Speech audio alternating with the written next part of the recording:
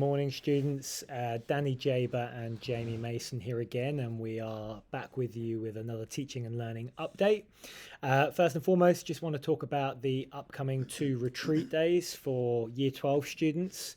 And some of this information also applies to Year 11 students that are undertaking a Unit 3-4 subject as well, because you will need to do, I suppose, a little bit of catching up and revision to keep yourselves in line with the rest of the class.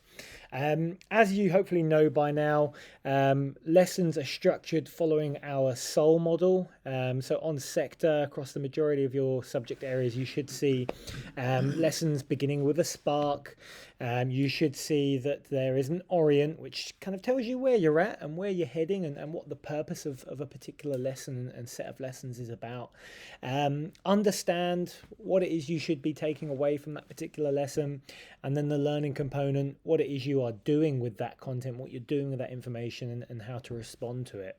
So I thought I'd just show you one of my lessons as an example, and this is what you can work with when you are learning from home.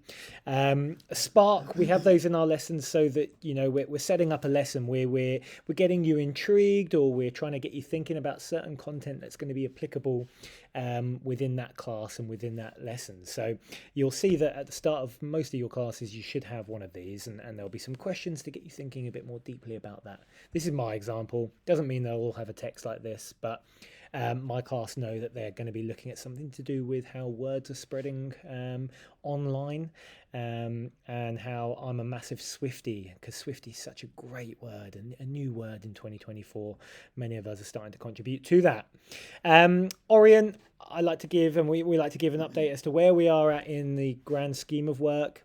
A specific intention for this particular lesson is looking at relationship, and then we're looking at the criteria, what it is you're going to take away from the lesson. And then the understand component is just kind of essentially what it is you are going to be reading about, what it is you're working through in terms of the presentations. I highly recommend that you write with pen and paper. There's many a study out there which proves how much better our memory and cognition is when we've actually had to write down our notes using pen and paper, because you're going through a brain process there, aren't you, when you're having to tell your brain to write something. So that's really important when you're working through that motion.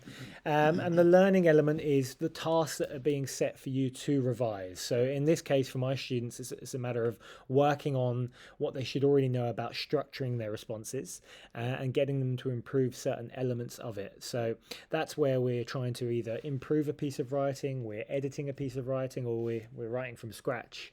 But regardless of it, we're having to go through a process which recalls information we already know, brings in new information, and then brings them together.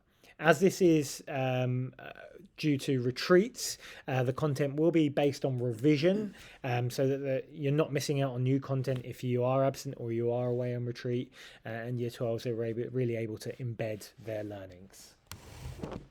Thanks, Danny. I just wanted to talk a bit about the upcoming interim reports, which you will receive towards the end of the term. For those of you that are new, this is what our interim report looks like. You can see that your teachers are starting to make judgments about your learning behaviours, and when they're making those judgments, they will rank you as either well below expected, at expected, well above expected, or above expected.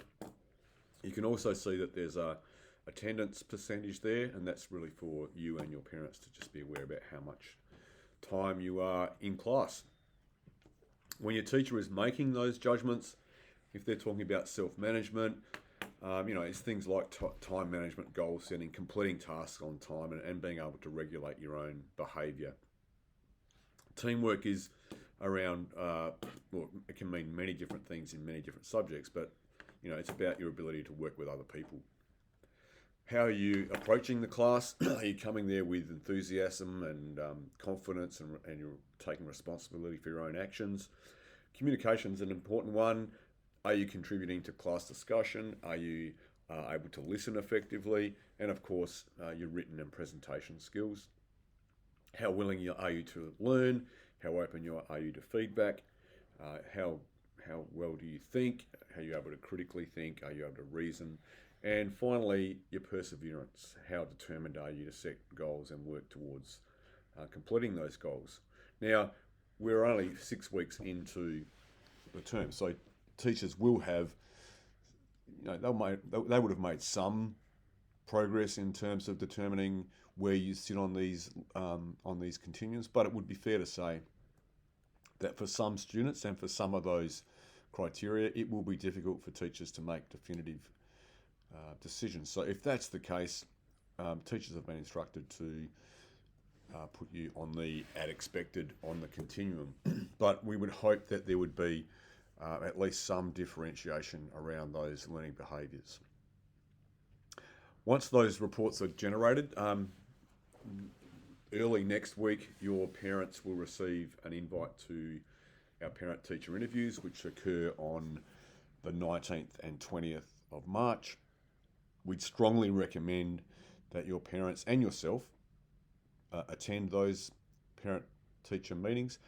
One of the really important things about those is just so that you and your parents get a chance to talk to your teacher, your parents get a chance to meet the teacher, and it's really quite evident that the more effective that relationship is between you, your teacher, and home, the more likely you are to have success.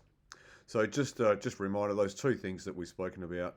First one, learning from home. If you're a year 12, use that time really effectively. It's not a chance just to sit at home and do nothing. We do expect you to access sector and to work through any work that's been set by your teacher, and of course the interim reports.